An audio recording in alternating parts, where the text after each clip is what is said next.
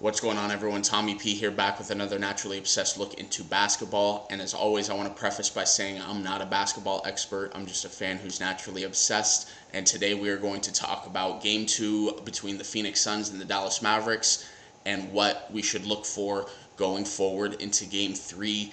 Game 2, though, it's really, really interesting and fun and funny when so many people, Mavericks fans, NBA fans that aren't Suns fans, who for some idiotic reason don't want to see Chris Paul and the Suns get a ring, are trying to tell me, oh, you're overlooking the Mavericks. Don't underestimate them. What are you talking about? They're the number 5 offense in the playoffs, even though we played Utah, who's one of the worst defenses. And, none of that matters.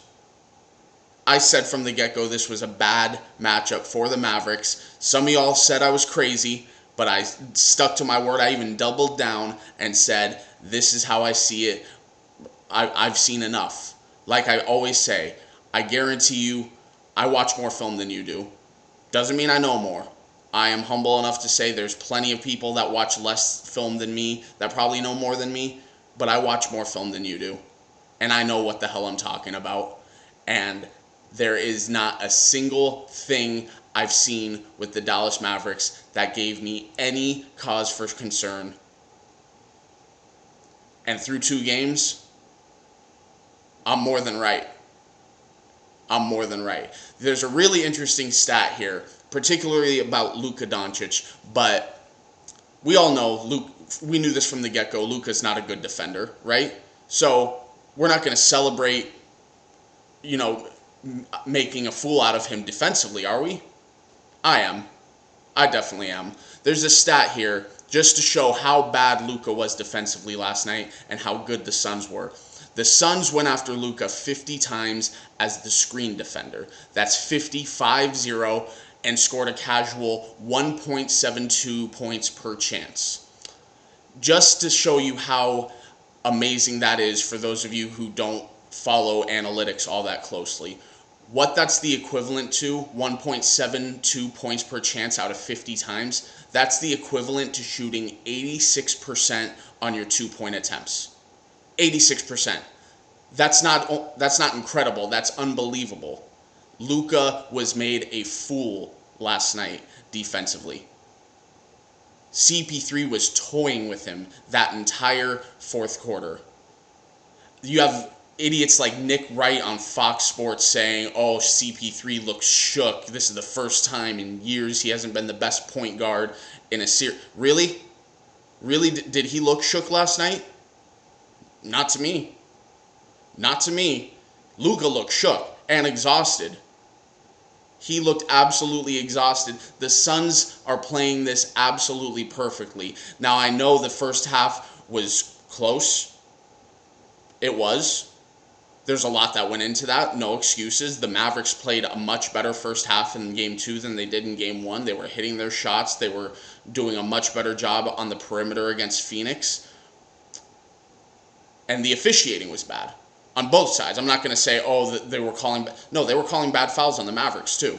Like, that officiating crew last night ought to be ashamed of themselves. They were calling fouls for sneezing. That was awful. But once all that chaos had calmed down at halftime, we started getting back into a groove. The Suns ran away with it. And you know what? Luka was tired. That's not an excuse. It's a game. Everyone plays the same game that's on the court. You know what I mean? Like, I know Luka has a very high usage rate, very high workload, but you know what? Deal with it. It's not an excuse. You're tired.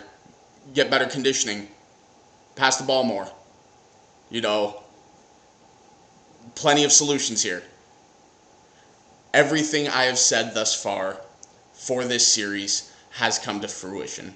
It's all, I have not been wrong on anything yet in this series other than when I had said I think DeAndre Ayton becoming a perimeter defender the way they tried to make Rudy Gobert would be successful. I wasn't wrong on that, but I wasn't right on that because that remains to be seen. Yesterday in Game 2, they didn't really try to make him a perimeter defender, but in game one they were successful at what they wanted to do, so we'll see going forward. So I'm not wrong, but I'm not right yet. So we all saw the game. We all saw the highlights. I don't really need to go into what was that ass whooping, that massacre yesterday. What I want to talk about, though, is going forward for game 3, because I've officially changed my prediction. I had originally said Suns in 6. I'm going Suns in 5 now, because I have a really, really hard time believing, with the player that Luka is and that environment that is Dallas, that the Suns aren't going to be, or I'm sorry, the Mavericks aren't going to be able to win one of their 2 home games. I just have a really hard time believing that. However, I'm not saying it's impossible for the Suns to pull off the sweep. I'm not saying that at all, because if they play the way they've been playing, even a slight notch below, I think a sweep is totally in play here. I said it from the get-go. I've been talking to a few friends about it. This has mad Denver Nuggets vibes from last year's second round to me. Mad. Player, high usage rate, one-man show, but everyone around him is not getting it done, and the team around him crumbles. This has mad Nuggets vibes from last year to me. But Luka is a better player than Jokic. So I want to continue. I'm pro player in every situation. I will never, just because a player's on a bad team, throw shade at a player. I won't do it. I will say I want you to earn your respect before I praise a 40-point loss. I will say that. That's not disrespectful. That's just me saying, hey, it should be a double standard. If we're not going to celebrate Devin Booker's 70-point loss, why do you expect me to celebrate your 45-point loss? It's a double standard. That doesn't mean I think you're not great. Luka is great. So I want to continue to show a great player the respect he deserves. And with that respect, I mean, I think that you'll be able to win a game against not only the best team in the league, but the NBA Finals favorite. That's the respect I mean. Now, going forward into game 3, I have a big question as to if Jason Kidd is going to be able to turn this defense around, because the defense for the Mavericks has been hit or miss. They showed up in the second quarter of game 2. They did a really good job up until those fouls on both sides started getting called. Then it just threw everyone out of rhythm, out of whack, and in the second half they just didn't show up. They didn't show up. Their defense was, they were trying to keep up with the Suns offensively, and they were hitting theirs, but streaks like that, they're going to end. They're going to end, and it did, and not only Luka, but that entire team was just, they were smoked. They were exhausted. The Suns are going to be able to do that again multiple times this series. The only question I have is, are the Mavericks going to be able to hang in just long enough over these next 2 games to be able to steal one for them to lose in Game 5 in Phoenix? That's my only question.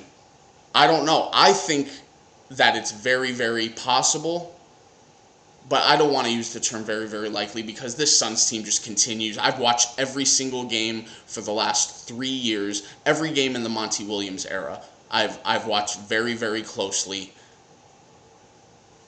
and they just continue to surprise me. They continue to surprise me.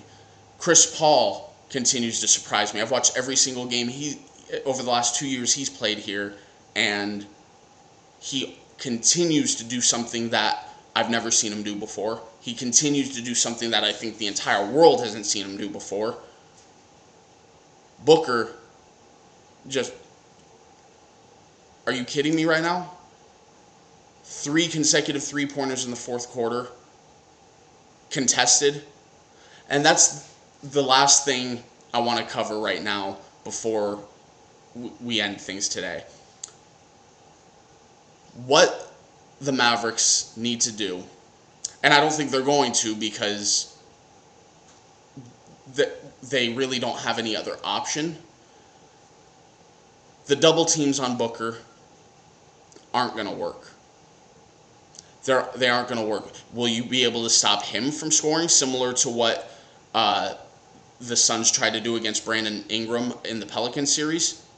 Yeah.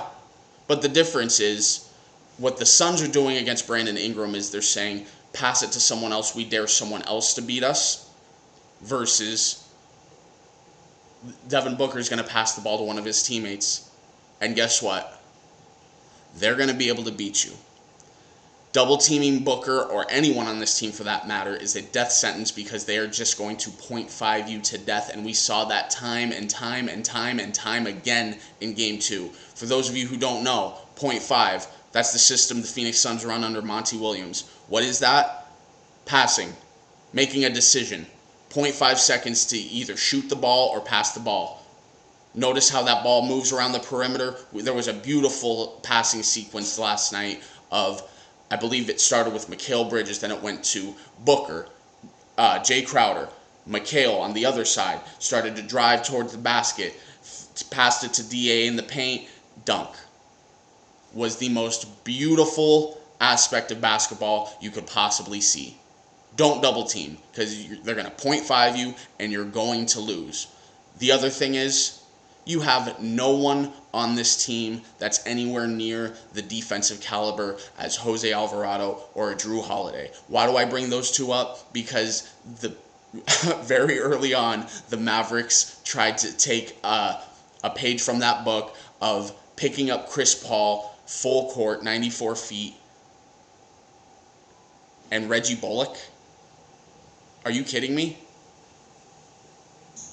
I saw that and I immediately posted on social media, that's the cutest thing I've ever seen. He ain't going to get it done. Are you kidding me? I understand you have to try something, but Jesus Christ, like what? Reggie Bullock? Nah.